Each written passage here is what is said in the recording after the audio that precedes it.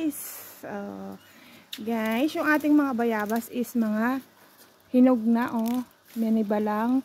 Kahapon na ako dito ng ang dami-daming hinog. Yan, maniba lang na to. Tapos ito pa, oh. Mga ano na yan. Maniba lang, mas masarap kunin kaysa sa hinog na hinog. Ang tamis-tamisin ng hinog, kaso lang ayaw ko ng amoy niya ba. Tapos ayan. Ito yung makulot kong mingming, oh. Samahan ako lagi niyan silang dalawa. Oh. Tapos, oh, yung iba hindi pa, ito pa. Maniba lang na din, kunin na din natin. Yan. Tapos meron pa doon sa taas. Ito, oh. Mga manibalang na yan. Masasarap kasi kainin pag mga manibalang. Kasi, nakakuha ako dito. Ang dami kahapon, kulay dilaw na. Nalaman ko lang siya ng mga hinog na kasi yung aso namin may tinangay siya doon. So ayun pa, oh, mga manibalang. Madami siyang manibalang. Dito na side, marami talaga siyang mga manibalang. Iyan bukas manibalang na yan. Tapos dito na side, hindi pa siya marami. Iwan ko ba bakit siguro magkaiba yung nila kasi nakadalawang puno. Oh, di ba ang dami dito, ang daming bayabas. Ayun pa, oh. Oh.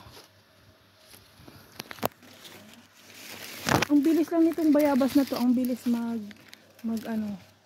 bilis nila hinog. Parang kailan lang ito nagbunga.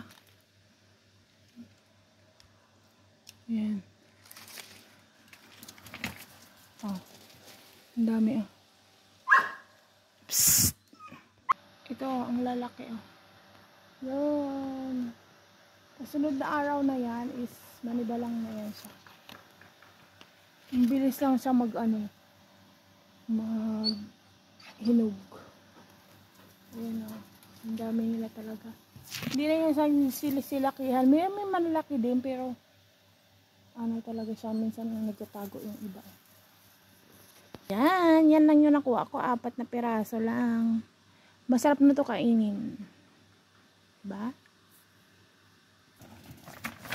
Try natin kainin. No! It's not.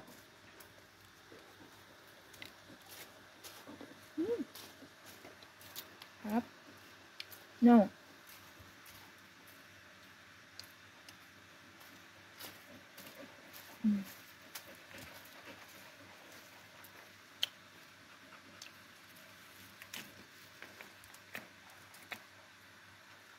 Lambot na.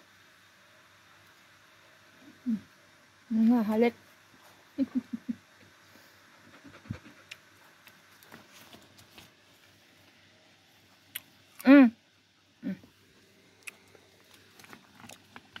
Makain ng bayabas, guys.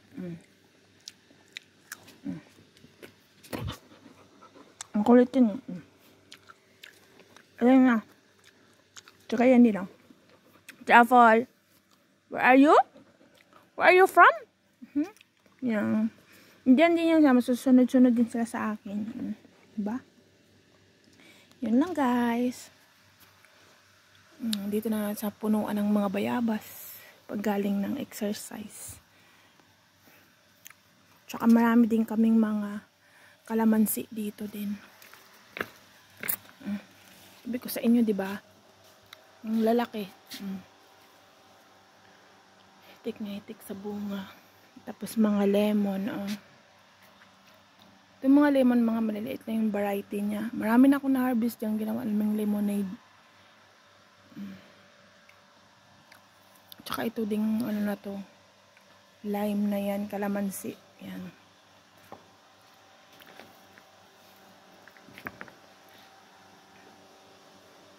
Tsaka yung avocado namin, maliliit din sigurong variety nitong avocado kasi parang mga gulang na.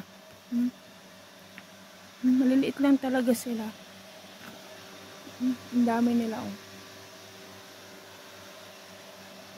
So, yun lang.